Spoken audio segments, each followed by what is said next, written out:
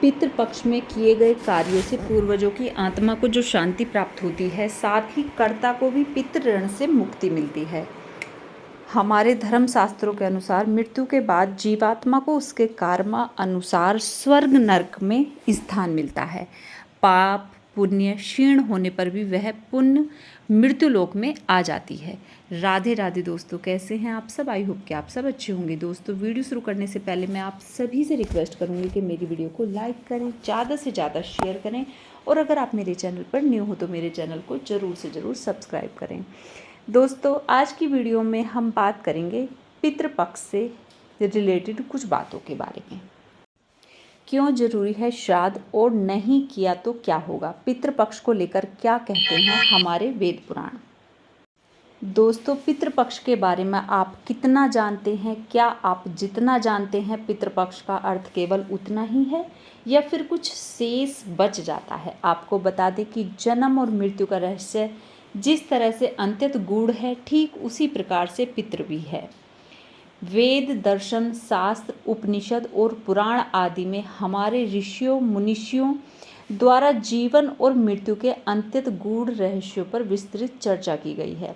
श्रीमद्भागवत गीता में बताया गया है कि जो जन्म लेता है उसकी मृत्यु, और मृत्यु को प्राप्त होने वाले का जन्म निश्चित है, और यही प्रकृति का नियम भी है।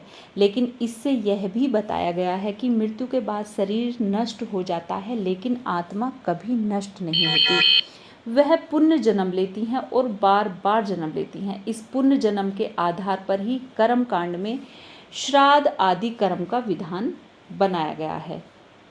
लेकिन अधिकांश लोगों में यह संदेह रहता है कि पूर्वजों के निमित्त दी गई वस्तु सचमुच में उन्हें प्राप्त होती है या नहीं। हमारे द्वारा दिए गए पदार्थ उन तक कैसे पहुंचते हैं? क्या ब्राह्मण को भोजन कराने से पूर्वजों का पेट भर जाता है? ना जाने इस तरह के कितने ही सवाल लोगों के मन में उठते रहते हैं, जिनका सीधे तौर पर उत्तर देना शायद संभव ही नहीं है, क्योंकि कुछ मापदंडों को इस सृष्टि के प्रत्येक विषय वस्तु पर लागू नहीं किया जा सकता। ऐसी कई बातें हैं जिनका कोई प्रमाण न मिलते हुए भी उन पर विश्वास करना पड़ता है। लेकिन वेद पुराण, धर्म शास्त्र से लेकर पितृपक्ष में होने वाली विधि आदि से वैज्ञानिक मान्यताएं भी जुड़ी हुई हैं, जिसके बारे में हम सभी को जरूर जानना चाहिए। तो दोस्तों, श्राद्ध पक्ष या पितृपक्ष की शुरुआत हो चुकी है। पितृपक्ष में लोग अपने पितृगणों को प्रसन्न करने के लिए उन्हें मोक्ष दिलाने, ऋण से मुक्ति दिलाने और आशीर्वाद पाने के लिए शास्त्रों में बताए गए धर्म स्थानों पर जाकर विधि पूर्वक श्राद्ध, तर्पण और पिंडदान कर रहे हैं। वहीं कुछ लोग घर पर या घर के समीप नदी या सरोवर में ही श्राद्ध, तर्पण, पिंडदान और ब्राह्मण भोजन सहित कई अन्य विधियां कर रहे हैं। लेकिन इन नियमों को करने से पहले आपको यह जरूर पता होना चाहिए कि आखिरकार पितृगण कौन है और ये अस्तित्व में कैसे आए। तो पितरों का परिचय सबसे पहले हम आपको देते हैं।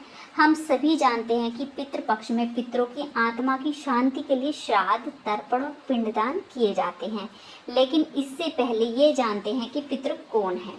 पितरों को लेकर जनमानस के बीच साधारण धारणा यही है कि जिनकी मृत्यु हो जाती है वह पितृ बन जाते हैं।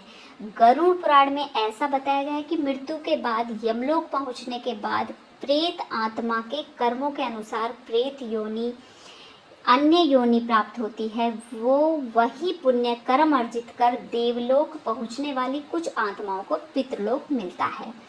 पुराण के अनुसार पितरों को मुख्यतः दो श्रेणियों में रखा जाता है, जिसमें दिव्य पितर और मनुष्य पितर शामिल हैं। दिव्य पितरों का काम न्याय करना होता है। दिव्य पितर ऐसी जीवधारियों की आत्मा को कहा जाता है जिन्हें उनके कर्मों के अनुसार मृत्यु के बाद गति प्रदान होती है। इसके प्रधान यमराज है, अतः यमराज की गणना भी पितरों में होती है। ऐसे में यमराज, सोम और वाक्य वाडनल से 4 दिव्य पितरों की जमात के मुख्यगण प्रधान हैं। दिव्य पितरों की जमात में अग्निश्वात, बहिषद, आजप, सोमेप, रशिम, उपदूत, आयुन्तनु, श्राद्धभुंग और नांदी मुख जैसे 9 दिव्य पितर होते हैं। गीता के इस श्लोक का अर्थ है, हे धनंजय, नागों में मैं शेषनाग और जलचरों जलचरों में मैं वरुण हूँ, पितरों में मैं अर्यमा और नियमन करने वालों में मैं यमराज हूँ।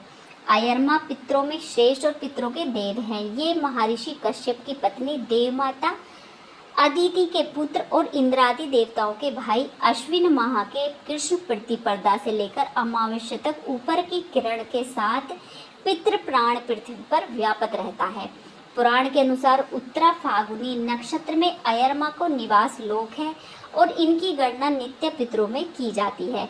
श्राद्ध के समय इनके नाम का जलदान किया जाता है, क्योंकि इसने प्रसन्न होने पर पितृ तृप्त होते हैं। विष्णु पुराण के अनुसार सृष्टि की रचना के समय ब्रह्मा जी की पीठ से पितर उत्पन्न हुए। पितर के उत्पन्न होने के बाद उन्होंने उस शरीर को त्याग कर दिया, जिससे कि पितर को जन्म देने वाला शरीर संध्या बन गया। इसलिए कहा जाता है कि संध्या काल में पितर बहुत अधिक शक्तिशाली होते हैं। क्यों जरूर है श्राद्ध और श्राद्ध नहीं किया तो क्या होगा?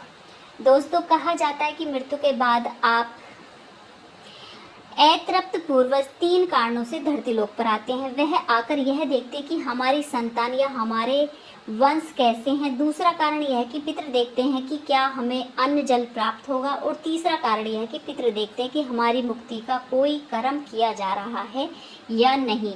भूखे भले ही भौतिक शरीर को होती है, लेकिन इसकी अनुभूति मृतक अतृप्ति महसूस करते हैं। गीता विज्ञान में इसे लेकर बताया गया है कि अन्न पितरों के अन्न को सोम कहा जाता है।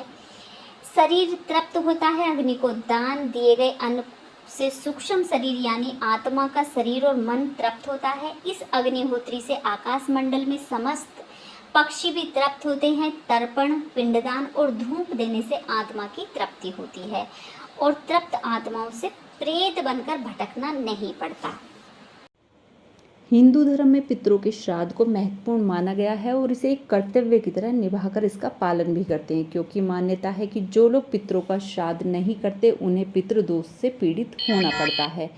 ऐसे में यह सवाल उठता है कि पूर्वजों की मृत्यु तो हर धर्म या पंथों में होती है, फिर जब वो अपने पूर्वजों का पिंडदान नहीं करते तो उनके पूर्वज उन्हें कष्ट क्यों नहीं देते। ऐसे में यह सवाल उठता है कि क्या केवल हिंदुओं में ही श्राद्ध करना जरूरी होता है?